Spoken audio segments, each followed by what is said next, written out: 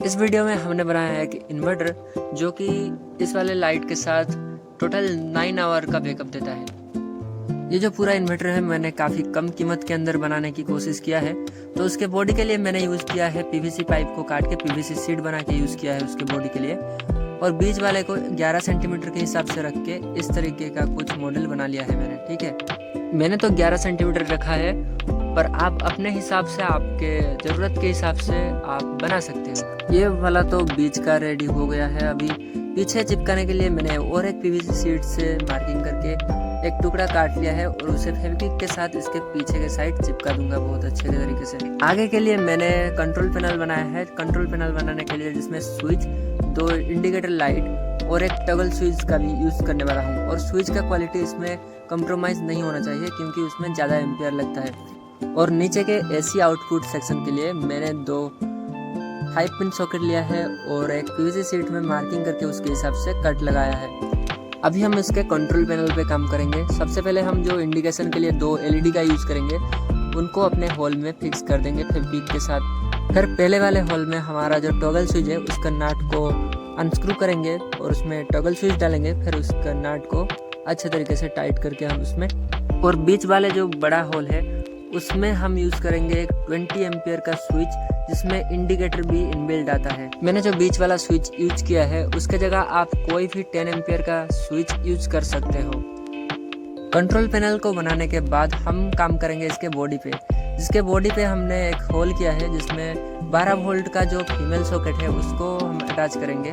Female socket के साथ आया हुआ नट के साथ बॉडी को हम एकदम फिक्स कर देंगे टाइट से। टोटल जो हमारा इन्वर्टर है उसको पावर देने के लिए मैं जो बैटरी का यूज़ करूँगा वो भी मैंने खुद से बनाया है। ये जो बैटरी पैक मैंने बनाया है ये 10 एम्पियर 12 वोल्ट में आता है और BMS के साथ कनेक्ट होता है।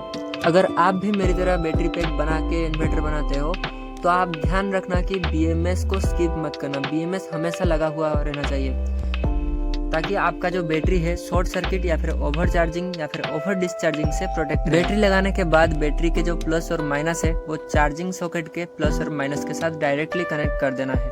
तो अभी हम DC करंट को AC करंट में कन्वर्ट करने के लिए एक इन्वर्टर सर्किट का यूज़ करेंगे जो कि 150 वाट का है और मुझे मिला है 209 रुपये में। इन्वर्टर सर्किट के माइनस वाले पॉइंट को बैटरी और चार्जर का जो नेगेटिव पॉइंट है उसके साथ कनेक्ट कर देना है, और बैटरी और इन्वर्टर सर्किट एक जगह में रहे उसके लिए मैंने डबल टेप का यूज़ किया है। डबल टेप चिपका के उसके ऊपर मैं बैटरी और इन्वर्टर सर्किट को चिपका देने वाला हूँ। तो जब तक मैं बैटरी और इन्वर्टर सर्किट को चिपका रहा हूँ, अगर आपको वीडियो थोड़ा सा भी अच्छा लग रहा है और इन्फॉर्मेटिव लग रहा है तो आप वीडियो को एक लाइक कर देना और चैनल को ज़रूर से ज़रूर सब्सक्राइब कर देना। और अगर आपके पास कोई आइडिया हो तो कमेंट बॉक्स में मेरे साथ ज़रूर शेयर करना। फिलहाल तो मैं इन दोनों को चिपका लिया हूँ। तो बैटरी का पॉजिटिव और इन्वर्टर सर्किट का पॉजिटिव को मैं डबल स्विच में कनेक्ट करने वाला हूँ। मैंने जो डबल स्विच यूज़ किया है वो 6 पिन का है। आप इसके जगह 3 पिन का भी यूज़ कर सकते हो। मेरे पास 3 पिन का अवेलेबल नहीं था इसीलिए मैंने 6 पिन का यूज़ किया है।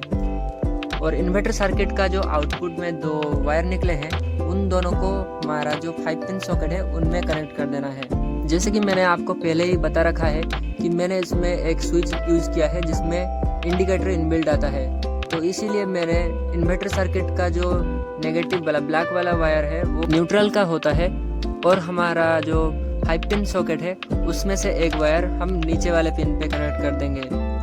इसके बाद हमारा जो इन्वर्टर सर्किट का फेज वायर है रेड कलर का, और हमारा जो 5 पिन सॉकेट का ब्लू कलर का वायर है उसे हम सेकंड और थर्ड पिन पे कनेक्ट कर देंगे।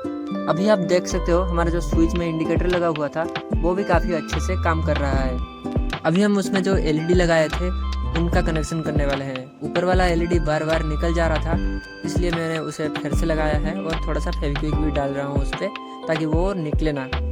हमने जो बैटरी यूज़ इसमें किया है वो 12 वोल्ट 10 एम्पियर का है, तो इससे हमारा LED जल सकता है। तो हमारा LED को प्रोटेक्ट करने के लिए हम उसमें 1K का 2 रजिस्टर यूज़ करने वाले हैं 2 LED के लिए। दोनों रजिस्टर्स को हम LED के पॉजिटिव लेग्स में सोल्डरिंग कर दिए हैं और नेगेटिव को कॉमन कर दिए हैं।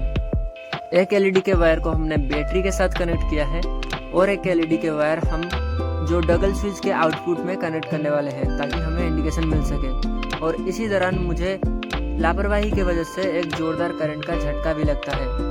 लापरवाही मतलब मैं सोच रहा था कि मैंने स्विच को बंद किया है, पर एक्चुअली स्विच ऑन था और मैंने जब सोल्डरिंग के लिए हाथ लगाया तो मुझे एकदम जोर का झटका लगा। तो नेक्स्ट टाइम मैंने सावधानी के साथ स्विच ऑफ किया, फिर उस पर हम सोल्डरिंग कर दिया। तो अभी हमारा सारा कनेक्शन एकदम कंप्लीट हो चुका है, पर ध्यान रखना कोई भी कनेक्शन लूज मत छोड़ना। जैसे कि इधर मैंने ब्लैक टेप का यूज़ किया है और सारे कनेक्शन को बंद कर दिया है।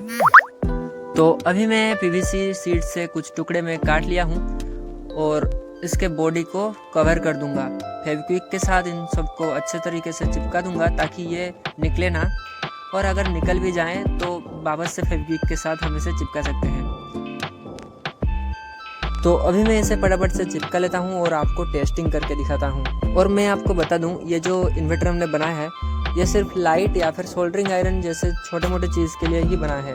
उसमें आप कोशिश मत करना कि आपके घर का सीलिंग फैन या फिर टेबल फैन का चलाने को, तो ये फूंक सकता है या फिर फैन फूंक सकता है। हाँ, मुझे पता है गर्मी का सीज़न है और आपको चाहिए फैन, तो आप एक काम कर सकते हो, इसका जो चार्जिंग पोर्ट है उसमें से आप 12 वोल्ट का कोई भी आउटपुट ले सकते हो और फैन वगैरह चला सकते हो, छोटा मोटा फैन। अभी हमारा सारा फंक्शन एकदम अच्छे से काम कर रहा है। तो आप लोगों को टेस्टिंग के लिए हमारे घर से जो AC वाला बल्ब होता है 9 वाट का, वो निकाल के ले आया हूँ चुपके से, घर वालों से छुपा के, ताकि आपको टेस्टिंग करके दिखा सकता हूँ। बाकी आप इसका रिजल्ट देख सकते हो, थोड़ा सा प्लग लूज था इसीलिए ब्लिंक हुआ, पर एकदम ओके है, ठीक है।